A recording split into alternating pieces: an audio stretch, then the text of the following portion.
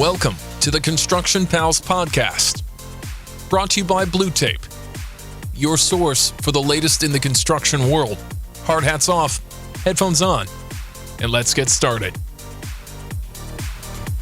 And I'm your host, Rick Butler from Blue Tape. In today's episode, we're talking with Jon Sibley, CEO of TrueBuilt, a venture-backed startup using AI and NLP technology for pre-construction and takeoff software solutions. How you doing, Jon? Good. Thanks for having me, Rick. Yeah, no, it's our pleasure, man. I'm excited to find out a little bit more about this. Here's where I always want to start. Kind of as we set off air, we just met in a coffee shop and we're just talking business a little bit. But tell me where you are, where you located, married, kids, got a dog. Tell me about Jon. So almost all of the above. I'm in Huntington Beach, California. Beautiful day here today. Our company is based in Huntington Beach. We have employees everywhere. And then I just celebrated my second wedding anniversary with my wife, and we have a small golden doodle. No kids yet, but definitely coming. So I'm gonna, just like I said, let's get into this, and I learn as much as anybody, and we'll just make this really conversational because I do want to learn, just about what got you into the construction industry as it relates to technology. Do you have a construction background? Did you actually grow up maybe in your dad's business with hammering and nailing and shoveling? And tell us a little bit about your construction background. No pun intended, but you just nailed it. My dad was a subcontractor and tradesman, and I always tell people that was kind of my first introduction to the inherent tension between a general contractor and a subcontractor in any big project. And I think software can do some job of solving that tension, maybe not all the way, but it does play a role in increasing productivity and increasing alignment against those different stakeholders. Like I said, went to Cal. I played water polo there. Also played for the USA water polo team. Had to have my second hip surgery, and that kind of shut down my water polo career. So started looking around at different industries to get into, and found software sales. So actually the first company that I joined was an NLP company. And I know we're going to get into NLP and AI in a bit. But that was really my first foray into software sales. From there, went to a much more corporate company, Visa, also doing software sales. And while I was at Visa, they helped pay for my MBA down in Southern California. And during my MBA, got really interested in industries that had been affected by COVID, pricing volatility, supply chain issues, and construction came to the top of the list very, very quickly. And then applying my software knowledge and what I've seen with NLP and AI so far, it became very clear that pre-construction hadn't really been assisted in this way yet and had almost been neglected by the software world when it came to innovation. So that's what got me interested in pre-construction and construction as a whole. And then my co-founder and CTO, who's really the driving force behind building our product. We started the company last year. It was just the two of us, and since then we've grown to 13 people. And we have customers in Texas, Arizona, California, Arizona, and the Gulf region. Perfect. Can you point back to there's always in that entrepreneurial journey where you saw a problem, and you've sort of touched on that a little bit, but did you see like, hey, the light bulb went on, the penny dropped into the slot when you go, yeah, there's a problem? Can you kind of pinpoint maybe something really specific that you go, you know what, I think we can create something from nothing? Yes. So before we started building, we were just ideating, just researching. My co-founder, Julian, and I went around to tons of general contractors, tons of subcontractors. And one of them was this drywall firm in Texas. And they were doing about $2 billion a year, large company, very sophisticated. But they were using on-prem software to complete pre-construction and complete takeoff. And so they're literally, passing back and forth an old Dell laptop to collaborate on one single takeoff. And that just didn't make sense to me. It's 2023. We at the very least should be cloud-based for all construction software, number one. Number two, what are areas that we can use modern technology to increase the productivity of general contractors and subcontractors?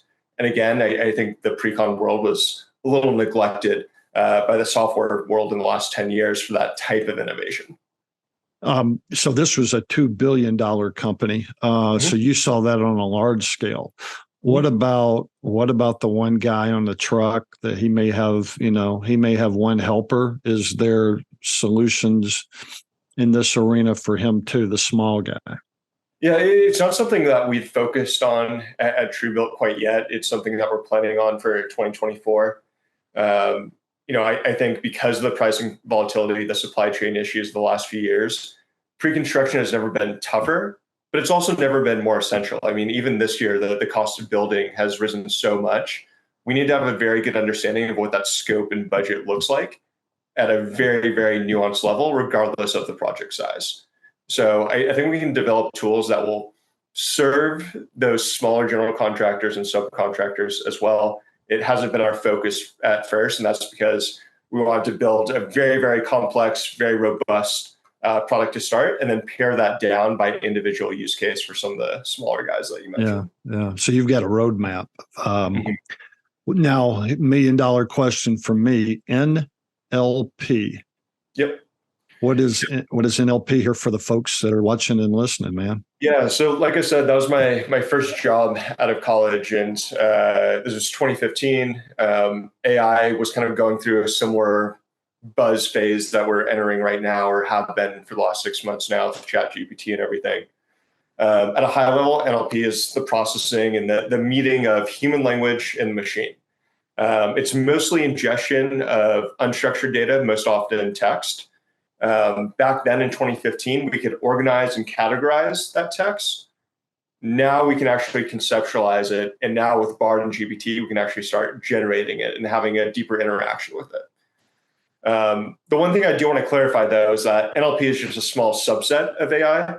It's very important, I think, especially for the construction industry, where there is a ton of structured data, blueprints, specs, numbers, that we can use AI to speed up and optimize that workflow as well. And I think one of the things we spend a lot of time at TrueBuilt with is how can we have computers interact with blueprints, with site images and videos, with spec books, because we really think that's the future. And what we've most recently developed is a computer vision takeoff solution.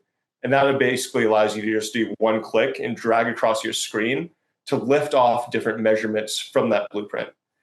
Previously, this has been a very complex, highly manual process where an estimator or pre-con manager is going to sit there, tracing a room and then counting different objects. And we've really tried to speed that up through auto counts and then this one-click computer vision that can just snap to find your measurements. So go back to that $2 billion company where they're trading and passing around a Dell computer. When you conceptualized to them what your solution was, or maybe even brought it to them in a concrete manner, did they give you pushback, like an old guy like me, like how you always hear that? Yeah, me and technology. You always get that sort of excuse. Did these guys have pushback? Did they automatically go, hey, as soon as this is ready, give it to us? We don't care what the price is. We need this. What was sort of their feedback to you once you conceptualized it to them? So the majority of the large general contractors and subcontractors know that they should at least be cloud-based. So that part's like kind of table stakes and easy for us to explain and agree on. I think the part that gets a bit more challenging is, how do we tweak the platform to an individual firm's use cases? In fact, when we talk about AI internally, we always call it augmented intelligence, not artificial intelligence. Every builder has a different way of doing things. We cannot just blanket use a machine to fully replace that workflow and fully automate that workflow. We have estimators who are users on our platform who have 30 years plus of experience and knowledge. And it's going to take a long time for a machine to truly catch up to that. It's also very important that these contractors understand the estimate and the scope and the budget at a very nuanced level. And really the best way to do that is to build it yourself. And so I think we can find places where we can optimize and speed up and automate parts of the workflow. But our design process from a software perspective the whole time has been, we don't want to fully automate it. We want you to come in as an estimator with your industry expertise, and we can augment what you currently do. Hmm. So you're sort of adapting it to their workflow where they can be, yeah, that's a good word. The adaptation isn't you're putting a square peg in a round hole. It's more meeting them where they are and then building upon that. Am I hearing that correctly? Exactly. There's this Henry Ford quote that goes something like, if I had asked people what they wanted, they would have told me faster horses. And I think there's an element to that for part of the workflow that we're changing. But for other parts of it, it doesn't make sense to me. And we really need to meet these estimators and pre-con managers halfway and say, all right, this is what you do today. Here's a half step to 2 steps of where we could go, but let's not fully automate it. Let's not fully throw out what you've learned and done for the last 20 years. It's a balancing act. Yeah, right? You got it. Now, what do you think the biggest impact of AI will be on construction here in the next 10 years? I mean, as you look at your roadmap, looking at 5 years down the road, 10 years down the road, and I'm a young guy as an example, and I'm going to get into this as my full-time profession. How do you think AI will affect me in the next 5 years, 10 years, or where you guys see those different timelines going? Yeah, it's going to be massive. And I think one of the biggest issues construction as a whole is facing right now is the labor shortage. And even with the existing labor pool, about 40% of those workers will retire by 2031. At the same time, construction has lagged behind automobile manufacturing, oil and gas when it comes to increasing productivity per individual employee. And so if we're not doing a better job of bringing up the labor force and increasing the labor force, we have to become more productive at an individual level. And I think tools like TrueBuilt that are backed by AI can speed up workflows, will allow individual workers to become more productive. And that goes for our customers who are most commonly in the back office to customers that are or workers that are on the ground and in the field as well. So I think you already answered my follow-up question on that as I was listening to you and thinking it through. You see a big challenge with just workforce, people retiring, and just aging out of the industry. So that's what you see as a big problem. The next, I guess, when you said 2031, I guess in the next less than 10 years, that's going to be the biggest challenge facing this industry. Yeah, and I think the problem is twofold, right? Like one, we're just going to have less bodies in the seats, so we do have to increase that productivity.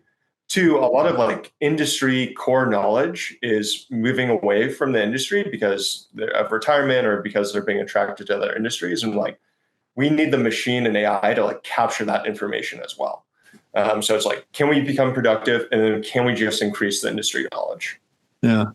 What are some of the things as you guys were going around the country, and you mentioned Texas, but you were going around the country and just seeing what the problems were out there in the field, and now you're conceptualizing and talking about your roadmap. What were some of the resistance that you got from the industry in terms of just adopting even the simplest of technology? What were some of those resistant feedbacks that you guys were getting?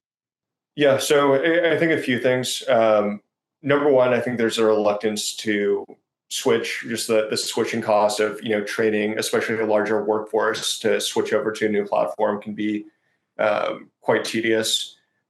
Two, I think a lot of places had estimation done a certain way for the last 20 years and haven't really thought, how can we make this better? I always say, if you ask an estimator how many of their projects end up with a missed budget or missed scope, and they all say they do a perfect job every time. And so, it's convincing them that, okay, that's fine, but there might be a better way to do it. Or can we work with you to really learn, what are ways we can automate parts of the process? So that's certainly been a challenge. But I think overall, the industry has recognized that pre-con software hasn't really been innovated on or changed on in about 10 years.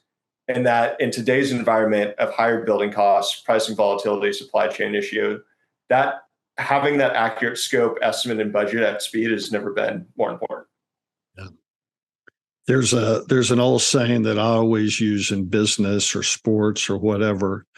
Do you know what the 7 most expensive words that anybody could ever utter? What's that? That's the way we've always done it. Yep. 7 most expensive words. 7 most expensive words that a person in business could ever utter. That's the way we've always done it. Mm-hmm. You got to start thinking outside the box. So what question have I not asked that you guys get asked a lot of? Yeah, and I think this kind of plays into your last question is, why hasn't construction embraced more technology? And I really put it on the world that I come from as a professional, that the software world that has failed the construction industry. And I know there's a number of construction tech firms that we've spoken to who, in our opinion, just didn't really understand that core demographic and their core customer. And that's why we spent so much time going around the country talking to advisors, potential customers, before our engineering team even started coding. We wanted to really understand that at a very nuanced level. Every deal we've done so far, it's very much how can we work together to, on the TrueBuilt side, we want feedback, we want to learn from you.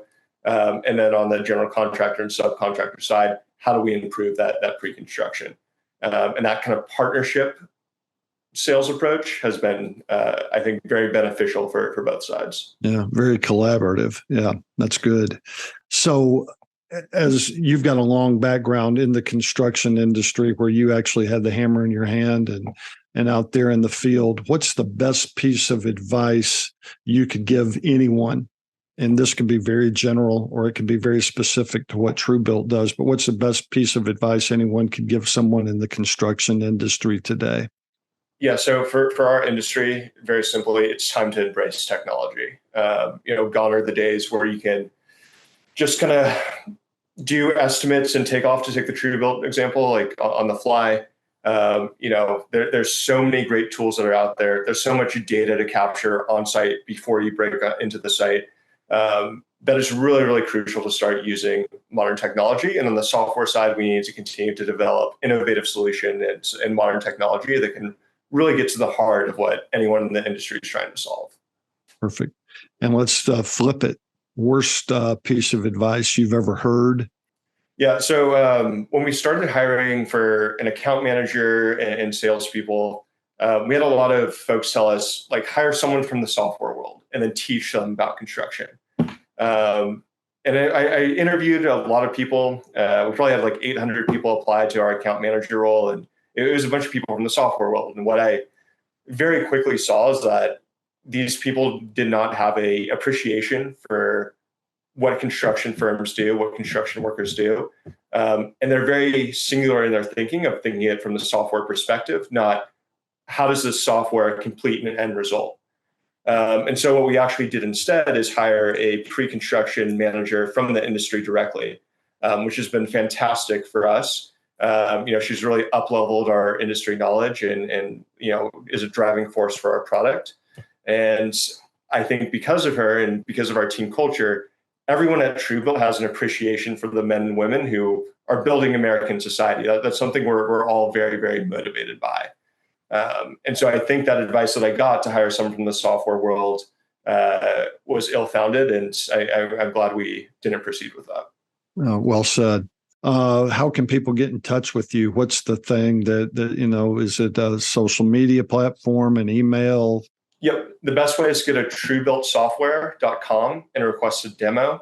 2 options for a demo. You can either schedule it weeks in advance, or you can click live and one of our sales reps will enter a live call and give you a demo right there.